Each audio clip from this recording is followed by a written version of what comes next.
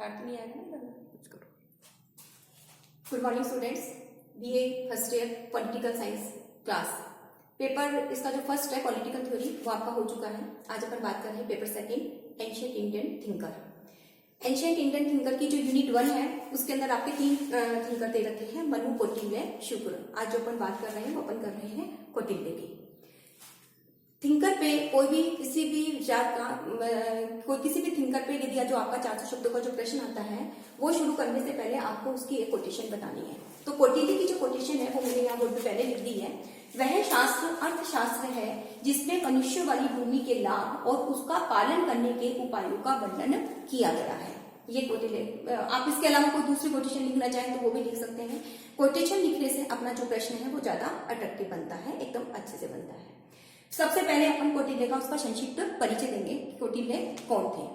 प्राचीन भारतीय राजनीतिक चिंतन के जो है वो प्रमुख जो प्राचीन राजनीतिक चिंतन है वो कौटिल्य को माना जाता है।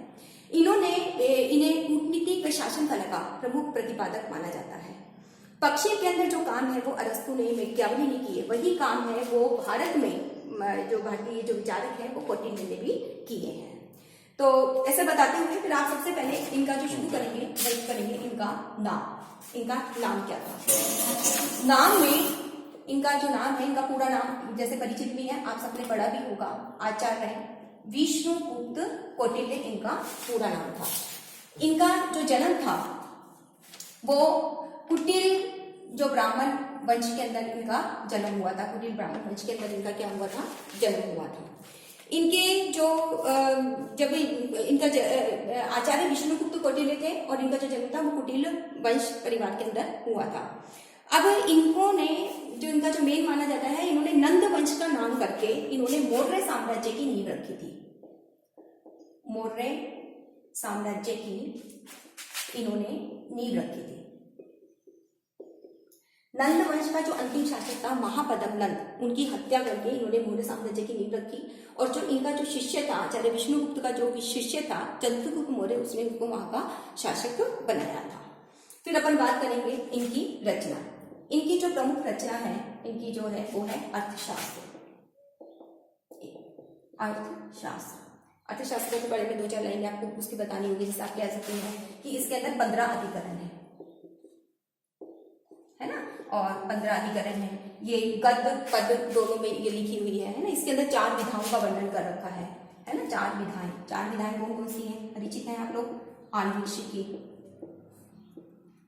है ना। आन्वीक्षिकी क्या है? जो कि तर्क वितर्क है ना, दर्शन, इस पर बल देती है। दूसरा है त्रयी, जिसके अंदर धर्म अधर्म की जानकारी लगती है। फिर है वार्ता, जिसके अंदर कृषि पर बल दिया जाता है। फिर नेक्स्ट है दंड, जिसने सबसे ज्यादा इसमें जो महत्वपूर्ण स्थान है वो किसको दिया है? दंड को दिया है। ठीक है, तो ये इसकी मतलब हमने अर्थशास्त्र के बारे में बताया कि इसके 15 अधिकरण है, उसके अंदर 4 विधाएं हैं, आन्वीक्षिकी, तर्क, त्रयी, वार्ता और दंड, ये 4 इसकी विधाएं हैं। फिर हम नेक्स्ट इसके जो पॉइंट लेंगे वो लेंगे इसकी शैली। इनकी शैली कौन सी थी? आगमनात्मक शैली थी। कौन सी शैली थी? आगमनात्मक शैली। आगमनात्मक शैली कौन सी होती है? जो विशेष से सामान्य की ओर जाती है। ठीक है, तो इनकी शैली कौन सी थी? आगमनात्मक शैली। फिर नेक्स्ट, अब जब इनके अब ये तो इनका परिचय आ गया, जो संक्षिप्त परिचय हमको देना है। अब हम इनके शुरू करेंगे कौन से विचार? राजनीतिक विचार। कौन से विचार शुरू करेंगे? राजनीतिक विचार। किसके? कौटिल्य के। अब आपकी हेडिंग होगी राजनीतिक विचार। प्रश्न सीधे से शुरू नहीं करना है स्टूडेंट्स। कोई भी थिंकर, यदि किसी भी थिंकर पे प्रश्न आ जाता है, आगे की यूनिटों में यूनिट 2, यूनिट 3 में से भी कोई प्रश्न आता है, मैं अब इसके बाद यूनिट 2 का एक टॉपिक लूंगी, फिर यूनिट 3 का एक टॉपिक लूंगी। ठीक है, तो आपको सबसे पहले कोटेशन, फिर संक्षिप्त में परिचय, उसकी रचनाएं, थिंकर की हर जो विचारक, जितने भी प्राचीन विचारक दे रखे हैं उनकी 4 रचनाएं आपको याद करनी है। ठीक है, फिर राजनीतिक विचार शुरू हो जाएंगे। जब आप इसके राजनीतिक विचार शुरू करेंगे तो राज्य के इसके राजनीतिक विचारों के अंदर सबसे पहले आपको इसके अंदर इन्होंने राज्य की उत्पत्ति कैसे बताई है, बहुत इंटरेस्टिंग। अपन इसको एक कहानी की तरह पढ़ते हैं तो बहुत कई बार तो ये मनु कौटिल्य जो प्राचीन विचारक जब पढ़ते हैं तो बड़ा इंटरेस्ट भी आता है। तो राज्य की उत्पत्ति जब इन्होंने बताई तो उसके अंदर इन्होंने संविधावादी सिद्धांत की बात की है। संविधावादी सिद्धांत यानी समझौतावादी सिद्धांत, जो पश्चिमी विचारक जो हॉब्स लोग रूसो ने दिया है, तो संविधावादी सिद्धांत की इन्होंने बात की है। यानी राज्य जो बना है तो राजा के साथ एक समझौता किया गया है कि राजा है वो क्या करेगा कि यदि वो प्रजा के हितों की रक्षा नहीं कर रहा है तो प्रजा को ये अधिकार दिया कि वो उसे क्या कर सकता है, पद से हटा सकता है। तो उन्होंने क्या की है, संविदावादी सिद्धांत की बात की है। फिर जब इन्होंने राज्य का कहा तो क्या इन्होंने कहा कि मत्स्य न्याय की भी बात की है इसके अंदर। मत्स्य न्याय का मतलब है जैसे जो बड़ी मछली होती है वो छोटी मछली को क्या कर जाती है, निगल जाती है। उसी प्रकार जो बलशाली जो मनुष्य होते हैं, है ना, जो वो निर्बलों पर क्या करते हैं, अत्याचार करते हैं, तो उसको दूर करने के लिए क्या की जाती है, राज्य की स्थापना की जाती है। ठीक है, मत्स्य न्याय की स्थापना बात की है, मत्स्य न्याय। और फिर कहीं कहीं इसके जो राज्य की उत्पत्ति जब मिलती सिद्धांत है उसमें देवीय सिद्धांत का भी संकेत मिलता है, जिसमें राजा को ईश्वर का क्या माना जाता है, प्रतिनिधि माना जाता है। ठीक है, फिर राज्य की उत्पत्ति है। फिर जो इसका जो प्रश्न, फिर नेक्स्ट इसका जो पॉइंट होगा इसके बारे में आप उत्पत्ति को अच्छे से डिटेल में इसको बताएंगे। फिर अपना रहेगा इसका आएगा राज्य का सप्तांग सिद्धांत। राज्य का आपको क्या बताना होगा, सप्तांग सिद्धांत। सप्तांग सिद्धांत भी वो अलग से आपसे पूछ सकता है बड़े प्रश्न में, कई बार पिछली बार प्रश्न भी आया हुआ है, तो भी आप उसको राजनीतिक विचार बताते हुए आप उसको बता सकती है। ठीक है, तो फिर अपना आ जाएगा क्या, राज्य का सप्तांग सिद्धांत। आप इसका सप्तांग सिद्धांत बनेंगे। सप्तांग सिद्धांत यानी 7 अंग इसने राज्य के माने हैं। ठीक है, 7 अंग कौन कौन से माने हैं, राज्य है, अमात्य है, कोश है। अपन इसके बारे में थोड़ा सा इसको देख लेते हैं। देखिए, सप्तांग सिद्धांत की बात है वो तीनों किंकर ने की है, आपके मनु ने भी की है, कौटिल्य ने भी की है और शुक्र ने भी की है ना। और वो सिमिलर चीजें आ जाएगी, लेकिन मनु का तो फिर भी साम्यता लगता है, लेकिन शुक्र का जो सिद्धांत है, सप्तांग सिद्धांत है, वो इससे थोड़ा सा अलग है, क्योंकि शुक्र ने जो सप्तांग सिद्धांत की बात की है तो शुक्र ने उसे जैविक आधार प्रदान किया है। जैव यानी उसको शरीर के अंग से दिया है। जैसे कि शुक्र ने जो राजा है उसको क्या कहा है कि जो वो राजा है वो क्या होगा, सिर होगा। राजा को उसने क्या कहा है, राजा को सिर बताया। मतलब हमारे मानव शरीर के जो विभिन्न अंग है उसको उसने ये 7 अंगों के अंदर बांटा है। उसने कहा है अमात्य क्या है, अमात्य उसकी आंख होती है। उसने कहा दुर्ग क्या है, दुर्ग हाथी होता है। ठीक है, युद्ध क्या है, वो बल होता है। कोश क्या है, उसका मस्तक होता है। बस शुक्र के साथ जब शुक्र बताते हैं तो शुक्र के अंदर अपने को उसको सप्तांग सिद्धांत के अंदर ये थोड़ा अलग करना पड़ेगा, और इसने इसको अलग ही बताया है ना, राज्य का सप्तांग सिद्धांत। सप्तांग सिद्धांत के अंदर उसने कितने अंग बताए हैं, 7 अंग बताए हैं। फिर उन 7 अंगों का अपन डिटेल से वर्णन करेंगे। अब सबसे पहले जो वर्णन करेंगे वो करेंगे राजा। सबसे पहले उसने क्या बताया है, राजा। अब राजा है, अब जो राजा होता है वो तो क्या होता है, मुख्य होता है ना। राजा को मुख्य स्थान दिया है उसने अंदर। फिर उसने कहा कि जो राज्य है वो राजनीतिक व्यवस्था के संचालन के अंदर क्या रहता है, सबसे महत्वपूर्ण स्थान राजा का होता है, वो योग्य होना चाहिए। ठीक है, फिर राजा के अंदर सबसे पहले उसने बताया राजा के गुण। सबसे पहले राजा के, इसके फिर कई सब पॉइंट्स बन जाएंगे आपके। सबसे पहले इसके बन जाएंगे राजा के गुण। अब राजा के गुण के अंदर बहुत सारे गुण आपके बुक के अंदर दे रखे हैं। आप जैसे कह सकते हैं कि आत्म संयमी होना चाहिए, चरित्रवान होना चाहिए, ठीक है, दूसरों मतलब दूरदर्शी होना चाहिए। और इसके लिए इसके गुणों के अंदर इसने जो कौटिल्य है उसने शिक्षा पर बल दिया है, और इसने उदाहरण भी दिया है, किताबों की तरह पढ़ते हैं कि जिस तरह से गुण लगी हुई जो लकड़ी होती है वो यदि लकड़ी के गुण लग जाती है तो वो नष्ट हो जाती है, तो उसी प्रकार यदि राजा शिक्षित नहीं होगा तो वो राज्य और प्रजा भी क्या होगी, पूरी तरह से नष्ट हो जाएगी। तो राजा की उसने शिक्षा पर बहुत बल दिया है, और भी काफी इसके जो गुण है वो आप इसके अंदर आप बता सकते हैं। फिर गुण के बाद राजा के अंदर इसके अंदर दिनचर्या, राजा की दिनचर्या फिक्स हुई है। अभी आप लोग भी अपने घरों के अंदर होंगे तो आपने भी अपना एक शेड्यूल बना रखा होगा, टाइम टेबल बना रखा होगा कि हमें घर में रहना तो हमने किस तरह से उसको करना है। ठीक है, तो इसने भी राजा की क्या करी, पूरी दिनचर्या फिक्स की है। इसने राजा की दिनचर्या फिक्स की तो इसने जो 24 घंटे हैं उनको 16 घड़ियों में बांटा, 16 घड़ियों के अंदर बांटा है, और प्रत्येक घड़ी इसने 1.5 घंटे की बताई है, 1.5 घंटे की। और इसने कहा है कि राजा तू जो अपने दिन की जो शुरुआत करेगा तो सबसे पहले बछड़े वाली गाय की परिक्रमा करके फिर तू अपने दिन की क्या करेगा, शुरुआत करेगा। तो इस तरह से करके फिर उसके दामों के अंदर इन 16 घड़ियों का वर्णन भी किया है, बता रखा है, लेकिन आपको बस छोटे भाई 24 घंटों को उसने 16 घड़ियों के अंदर डिवाइड किया है। ठीक है, दिनचर्या। फिर नेक्स्ट इसने बताया है राजा के कर्तव्य, राजा के कर्तव्य। अब जब राजा के कर्तव्य की बात करती हैं स्टूडेंट्स तो बुकों के अंदर बड़ी डिटेल दे रखी है, तो इसके भी आप कई पॉइंट्स बना सकती हैं कर्तव्य के भी। जैसे कर्तव्य, जैसे मैं 2-4 आपको बताऊं, जैसे लोकहितकारी होना चाहिए, है ना, सामाजिक व्यवस्था को बनाए रखने वाला होना चाहिए, है ना, दंड व्यवस्था को बनाए रखने वाला होना चाहिए, एक पॉइंट जैसे बना दिया। फिर वर्णाश्रम धर्म को बनाए होना चाहिए, युद्ध संबंधी जो नियमों का पालन करने वाला होना चाहिए। इस तरह से करके फिर उसने क्या बताया है, राजा के कर्तव्य बताए हैं। ठीक है, तो राजा के अंदर ये सारे पॉइंट्स आ जाएंगे। फिर एक पॉइंट और इसके अंदर राजा में आएगा, एक प्रश्न बन जाएगा कि क्या कौटिल्य का राजा निरंकुश है, और इस क्या कौटिल्य का राजा निरंकुश है, इसने आपका 50 शब्दों के अंदर भी वो एक बार प्रश्न आ गया था इसका कि क्या कौटिल्य का राजा क्या है, निरंकुश है। फिर आप ये प्रश्न करके फ्रेमवर्क करके और फिर आप बताएंगे कि क्या कौटिल्य का राजा है वो निरंकुश है। ठीक है, तो कौटिल्य का जो राजा है वो निरंकुश बताने के लिए नहीं, हम बताएंगे नहीं, कौटिल्य का राजा क्या है, निरंकुश नहीं है। उस पर क्या है, कई व्यवस्थाएं हैं जो उसको नियंत्रित करती हैं। जैसे इसके अंदर हम बताएंगे कौटिल्य की, जैसे अनुबंधवाद, एक समझौता हुआ है, हमने कहा समझौतावादी विचार है। ठीक है, तो एक अनुबंध हुआ है कि राजा के साथ समझौता हुआ है कि वो यदि रक्षा नहीं करेगा तो लोग उसको क्या कर सकते हैं, पद से हटा सकते हैं। अनुबंधवाद है। फिर जैसे धार्मिक नीतियां हैं, ठीक है, एक जैसे शिक्षा के द्वारा नियंत्रित किया गया है, जनता इसको नियंत्रित करती है। ठीक है, मंत्रणा के द्वारा नियंत्रण, ऐसे कई इसके पॉइंट्स दे रखे हैं, वो आप इसके बारे में इसके पॉइंट्स इसको बताएंगे। तो ये आपका पहला जो पॉइंट है वो कौन सा हो जाएगा, सप्तांग सिद्धांत में राजा। फिर दूसरा पॉइंट ले लेंगे अपन। दूसरा पॉइंट अपना इसका हमारा चल रहा है राज्य का सप्तांग सिद्धांत। दूसरा पॉइंट आ जाएगा हमारा अमात्य।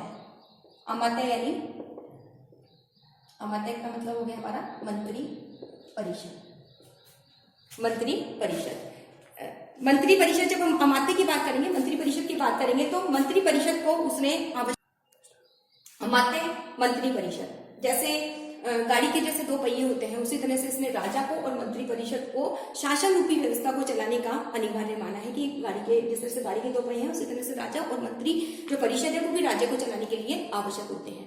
मंत्री परिषद की संख्या कितनी होनी चाहिए, इसके बारे में उसने कोई निश्चित संख्या नहीं दी है कि मंत्री कितनी होनी चाहिए। इसने कहा कि जो मंत्री होते हैं वो कैसे होने चाहिए, योग्य होने चाहिए। ठीक है, और मंत्रणा, और उन्होंने कहा कि जो मंत्रणा करते हैं वो भी क्या होनी चाहिए, गुप्त होनी चाहिए। इसके अंदर इन्होंने एक कछुए का उदाहरण दिया है, किताबों में आप देखते हैं, जैसे कछुआ है वो अपने अंगों को समेट लेता है और आवश्यकता पड़ने पर वो अपने अंगों को खोलता है। ठीक उसी प्रकार जो मंत्री होते हैं उनको अपनी मंत्रणा को क्या रखना चाहिए, गोपनीय रखना चाहिए, और आवश्यकता पड़ने पर ही उसको क्या करना चाहिए, बाहर लाना चाहिए। तो ये आ जाएगी इसके अमात्य संबंधी विचार। और भी कई बातें आप इसके अंदर इसके बता देंगे। तीसरा जो पॉइंट लेंगे वो लेंगे कोश। कोश यानी खजाना। खजाने के बारे में जैसे महत्वपूर्ण भरा हुआ होना चाहिए, है ना, लेकिन अपन ये खजाना भरा हुआ होना चाहिए ताकि संकट काल के अंदर भी जीवन निर्वाह क्या हो सके, इससे आसानी हो सके। लेकिन धर्म पूर्वक जो कार्य होते हैं उनसे उसका जो खजाना है वो भरा हुआ होना चाहिए। इस तरह से करके आप इसको बताएंगे। नेक्स्ट आ जाएगा जनपद। जनपद यानी जनता युक्त भूमि। ठीक है, यानी ऐसी भूमि जिसके अंदर जनता रहती है। जैसे आधुनिक अभी वर्तमान समय के अंदर इसको हम जनता और भूमि से इसका मतलब हम ले सकते हैं। तो जनपद कैसी होनी चाहिए इस पर विस्तार से बताया है। नेक्स्ट जो पॉइंट है वो है सेना। सेना के अंदर इन्होंने सेना पर भी बल दिया है। इन्होंने कहा है कि जो सेना है बहुत महत्वपूर्ण माना है। इन्होंने कहा सेना है वो ऐसी होनी चाहिए, अगर एक राजा के पास एक अच्छी सक्षम सेना होती है तो उस समय जो उसका जो मित्र होता है वो तो मित्र होता ही है, लेकिन जो उसका शत्रु होता है वो भी उसका क्या हो जाता है, मित्र हो जाता है। सेना के अंदर उसने क्षत्रिय, जैसे वर्ण व्यवस्था के अंदर 4 होते हैं, ब्राह्मण क्षत्रिय, इसने क्षत्रिय वर्ग को लेने का समर्थन किया है। और सेना का आवश्यकता करने पर इसने कहा है कि वैश्य और शूद्र को भी ले लो, लेकिन ब्राह्मण को देने के लिए इसने सेना का पद देने के लिए मना किया है, क्योंकि ब्राह्मण है वो उसकी सेवा कार्य में लग जाते हैं। इन्होंने कहा है कि सेना में जो भी सैनिक हो उनका अच्छा प्रशिक्षण दिया जाए। इन्होंने सेना के अंदर चतुरंगनी सेना का भी उल्लेख इनकी बातों में मिलता है। चतुरंगनी के अंदर जैसे 4 रंग होते हैं, हाथी, घोड़े, रथ और पहिया। चतुरंगनी सेना है जिसके अंदर 4 होते हैं, हाथी, घोड़े, रथ और पैदल। चतुरंगनी सेना की भी इन्होंने बात की। नेक्स्ट जो छठा जो अपना आ जाता है वो आता है इसका दुर्ग। दुर्ग यानी किला। 4 प्रकार के दुर्ग बताए हैं इसने। ठीक है, कौन कौन से बताए हैं? सबसे पहले जैसे ओदक जो चारों ओर क्या है, पानी से घिरा हुआ हो। फिर इसमें क्या बताया है, पार्वत। ठीक है, ये दुर्ग के प्रकार है, ओदक है, पार्वत है। पार्वत जो कि क्या होता है, पर्वतों से घिरा हुआ। फिर नेक्स्ट धानवन, जो मरु प्रदेश के अंदर हो, वन जो मरु से घिरा हुआ। वैसे करके इसने 4 दुर्ग बताए हैं। फिर 5वां नेक्स्ट लास्ट पॉइंट आ जाता है इसका मित्र। इसने कहा मित्र बहुत आवश्यक होते हैं। मित्र कैसे होने चाहिए, आनुवंशिक होने चाहिए। आनुवंशिक मित्रों को इन्होंने क्या किया है, बात की है। तो फिर सप्तांग सिद्धांत का, फिर इसके बाद अपन क्या बता देंगे, सप्तांग। फिर अगला जो पॉइंट आ जाएगा वो आ जाएगा हमारा सप्तांग सिद्धांत का महत्व। ठीक है, फिर क्या इसका महत्व है कि इसका सप्तांग सिद्धांत इसने 7 अंगों को बताकर इसने अच्छे से इस बात का प्रतिपादित किया है। ठीक है, ये बताएंगे। राजनीतिक विचारों के अंदर ये सारे सप्तांग सिद्धांत बताने के बाद फिर अपने को जो एक पॉइंट्स लेना है वो लेना है राज्य की प्रशासनिक व्यवस्था। ये भी राजनीतिक विचारों के अंदर आएगा। 4-5 लाइनों में आपको उसके राज्य की प्रशासनिक व्यवस्था भी बतानी है। प्रशासनिक व्यवस्था के अंदर जैसे आप बता सकते हैं कि प्रशासन चलाने के लिए उसने जो व्यवस्थाएं की थी वो इसके अंदर बताइए। जैसे जो मंत्री परिषद है ना, जो भी जितने भी जो मंत्री होते हैं, विभागाध्यक्ष होते हैं, अधिकारी जो होते हैं, उन सबको मिलाकर उसने 18 जो बताए हैं, अष्टादश यानी 18 की तक उनको तीरथ की संज्ञा दी है। अष्टादश बताकर उसको तीरथ करके उन्होंने क्या की है, संज्ञा दी है। ठीक है, और प्रशासन कैसा होना चाहिए इसके बारे में उन्होंने ये बताया है, ये बता देंगे। फिर उसके बाद प्रशासनिक व्यवस्था की बात बताने के बाद कितना, हाँ, फिर न्यायिक व्यवस्था कितनी व्यवस्था, क्या कौन सी व्यवस्था आ जाएगी, न्यायिक व्यवस्था। न्यायिक व्यवस्था के अंदर फिर अपन इसके अंदर ले लेंगे, ये भी राजनीतिक विचारों के अंदर ही अपन ये लिखेंगे। तो न्यायिक व्यवस्था के अंदर जैसे 2 प्रकार के न्यायालय होते हैं, है ना, धर्म स्थीय, इसकी बात की है इन्होंने, और कंटक शोधन, धर्म स्थीय व कंटक शोधन, ये 2 न्यायालय बताए। आधुनिक काल के अंदर ये देखिए, वर्तमान के अंदर तो दीवानी और जो फौजदारी न्यायालय होते हैं उससे इनकी संज्ञाएं ली जाती हैं। इसके अलावा उन्होंने न्याय के अंदर जो बांटा है, उसने कहा है कि 10 गांव होंगे तो संग्रहण न्यायालय होना चाहिए। ठीक है, फिर इन्होंने 200 गांव, 400 गांव, अब 200 गांव पे जो इन्होंने दिया है, 10 पे तो इन्होंने संग्रहण का दिया है, और 200 के अंदर इन्होंने खारबटिक की बात कही है, खारबटिक न्यायालय होना चाहिए। 400 पे द्रोणमुख होना चाहिए। फिर 800 पे कौन सा न्यायालय होना चाहिए, इसमें स्थानीय न्यायालय होना चाहिए। फिर इस तरह से करते हुए अपन इसकी न्यायिक व्यवस्था बता देंगे। ठीक है, तो ये सारा, ये मैंने जो प्रश्न फ्रेमवर्क बताया है वो आपको स्टूडेंट्स राजनीति विचारों का बताया है। तो इसमें ये सारे, फिर राजनीति की क्या देन है, आज इसके विचार कितने प्रासंगिक है, इस तरह से करते हुए अपन एक ये जो प्रश्न है, ये प्रश्न ऐसा ही फ्रेमवर्क आपके अदर जो थिंकर्स आते हैं, मनु है, शुक्र है, उस पर भी अपन इसको करेंगे। नेक्स्ट क्लास के अंदर अपन कौटिल्य का ही वैदेशिक संबंध संबंधी जो विचार है वो अच्छे से कर लेंगे। तो वो वैदेशिक संबंध है वो आपके तीनों थिंकर्स पे फिट हो जाएंगे, मनु पे भी और शुक्र पे भी। तो इससे आपका एक पूरा जो प्रश्न है वो अच्छे से अटेम्प्ट हो जाएगा। Thank you.